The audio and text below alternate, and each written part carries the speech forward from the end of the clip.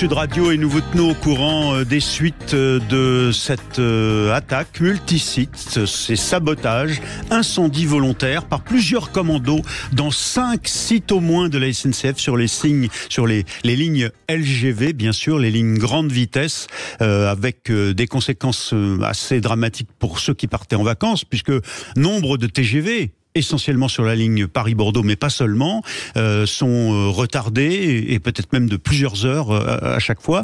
Le président de la SNCF, Jean-Pierre Farandou, il y a quelques instants sur Sud Radio, nous disait, ce sera peut-être 800 000 personnes, près d'1 million de personnes qui seront impactées pendant le week-end. Alors on va revenir quand même à la fête aujourd'hui, oui, même j'ai un peu chagriné par la pluie et puis par cette affaire de la SNCF, mais on va revenir sur le programme. Le metteur en scène, Thomas Joly, avec son complice Thierry Reboul, et puis la playlist des chantants, et on va le faire avec Yvan Cugius, qui est producteur, qui est chanteur et qui est animateur de Loft Music sur Sud Radio. Yvan, vous êtes avec nous ?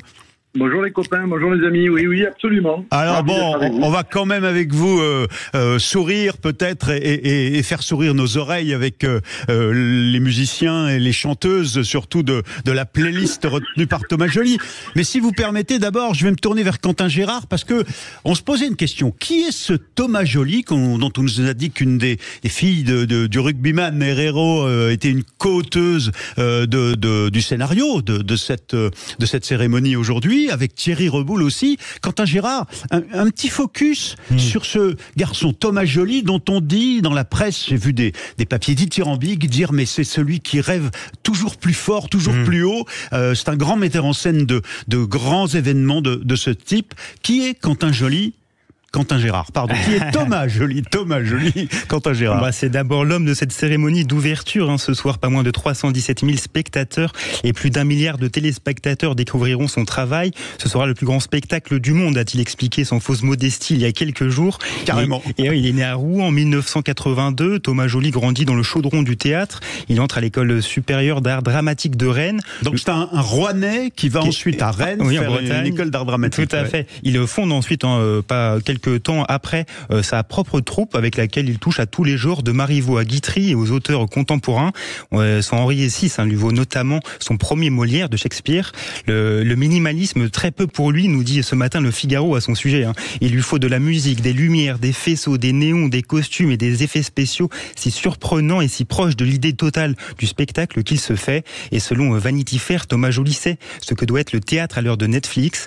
De 2020 à 2022, il dirige le centre dramatique national Le Quai d'Angers. C'est alors que 2 journalistes l'interrogent sur ce que pourrait être la cérémonie d'ouverture.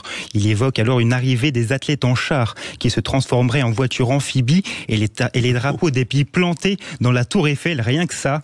Ces idées lui valent quand même la peine d'être embarqué dans la grande aventure des JO comme le directeur artistique, alors qu'il était en pleine préparation de Starmania. C'est Thierry Reboul, le directeur de la création de Paris 2024, qui l'appelle et lui confie son projet fou de cérémonie d'ouverture sur la scène.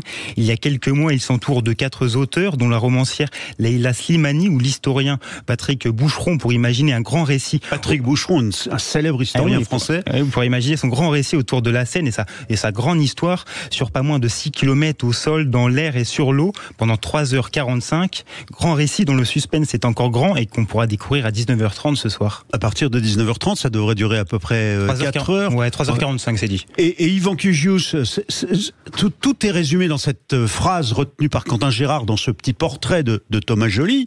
En fait, le sujet pour un metteur en scène de théâtre et de spectacle vivant aujourd'hui, il y a le Puy du Fou par exemple, qui est considéré comme le plus grand spectacle vivant finalement sur la planète, c'est d'être en capacité d'intéresser quand même et d'offrir du suspense et de la beauté à des spectateurs qui sont habitués à un surcroît d'images, et à Netflix. Bon, c'est le symbole de Netflix, mais de toutes les plateformes et de l'image aujourd'hui qui est hyper puissante à travers les écrans. Comment on continue à amener les gens quand même dans du spectacle vivant quand on est à l'époque de l'image électronique? Qu'est-ce que vous en pensez, Yvan?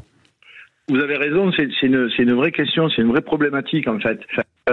C'est-à-dire en fait, c'est être dans son temps et en même temps mettre en avant la tradition, l'héritage culturel dans lequel on s'inscrit. C'est quand même ça le challenge effectivement. Et puis c'est également aussi cette question que vous posez, c'est de mettre à égal niveau la forme et le fond. C'est souvent ça, de toute façon, dans l'artistique, on est en face de ce questionnement permanent, le fond et la forme. Comment on narre, on récite, on crée un récit, et comment on l'enveloppe d'une forme actuelle, recevable par les gens. C'est-à-dire que le public d'aujourd'hui, dans tous les artistes qu'on va citer et qui sont annoncés, ce sont souvent des jeunes gens qui n'ont pas forcément la connaissance, comme on peut l'avoir nous, de ces héritiers que nous sommes, en tout cas de ces gens qui nous ont précédés. Et oui. Comment faire pour les séduire avec une forme qu'ils connaissent, à laquelle ils sont habitués, tout en mettant à l'intérieur les ingrédients qui font notre héritage et notre histoire. Alors il y a les ingrédients de l'héritage et de l'histoire. Alors ce sera évidemment lié au monument. On le verra sans doute. On parle de drones qui viendront créer des dessins symboliques évidemment, des symboles qui seront reconstitués de cette façon à travers bien sûr une feu d'artifice dirigée par les drones eux-mêmes. On verra ça, peut-être que ça se déroulera de cette façon. Mais alors il y a un deuxième ingrédient, c'est aussi des stars du moment. Et alors là, eh bien écoutez, on va avoir par exemple, peut-être pas ça, mais au moins la voix de celle qui interprète ça. Oh, dja dja, y a pas moyen, dja dja.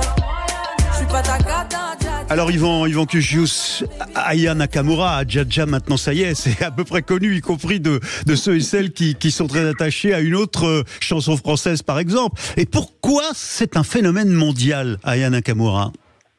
Alors ça, vous savez, c'est l'éternelle interrogation. Qu'est-ce qui fait que des Michael Jackson, des Céline Dion ou des Aya Nakamura, pour d'autres raisons, envahissent la planète et font une forme comme ça, non pas d'unanimité, mais en tout cas rassemblent un public immense. Je crois que ça reste de l'ordre du mystère, et que je crois quand même que c'est également lié à un temps, à une attente qui nous dépasse souvent, c'est-à-dire un air du temps. Je crois que de toute façon, on a vraiment évolué dans ces attentes.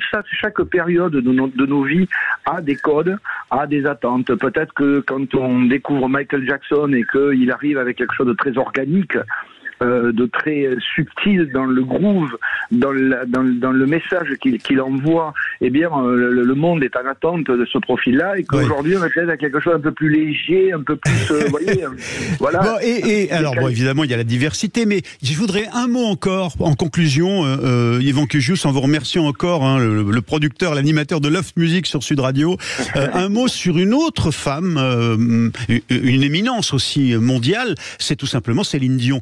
C'est un retour miraculeux. Pourquoi est-ce que c'est si touchant finalement de la voir pour cette cérémonie d'ouverture ? Parce que Céline Dion, vous l'avez dit, elle a quand même un peu disparu des écrans depuis récemment. Donc on sent bien qu'elle est en souffrance, qu'elle a des problèmes de voix, que je crois que c'est une artiste, d'abord c'est une artiste francophone, qui a aussi la culture anglophone. Donc elle coche beaucoup de cases, et puis c'est une star, dans la mesure où, d'un point de vue vocal, elle est quand même incontournable, incontestable, quelque chose de très haut niveau, et qu'elle incarne cette francophonie qui dépasse les frontières uniquement de notre France métropolitaine, et que ça c'est super important. Et puis aussi elle s'inscrit dans la volonté de Thomas Joly, vous le disiez tout à l'heure, d'avoir une présence féminine très importante dans ces Jeux Olympiques, parce que symboliquement ça c'est quelque chose de très fort aussi, dont on a parlé par rapport aux artistes féminines, mais ça c'est quelque chose qui était une vraie volonté. Il y a une parité d'athlètes, vous l'avez certainement dit, de 5000 athlètes féminins je crois et 5000 masculins, et donc on retrouve cette parité là-dedans avec Céline Dion qui l'incarne parfaitement. Avec nos excuses Yvan Cugius, on n'a pas pu vous permettre de développer davantage ce matin, mais vous avez compris que l'actualité liée au sabotage à la SNCF a tout bousculé. Merci, vous êtes l'animateur de Love Music sur Sud Radio. On est heureux de vous avoir entendu. C'est parti, la suite.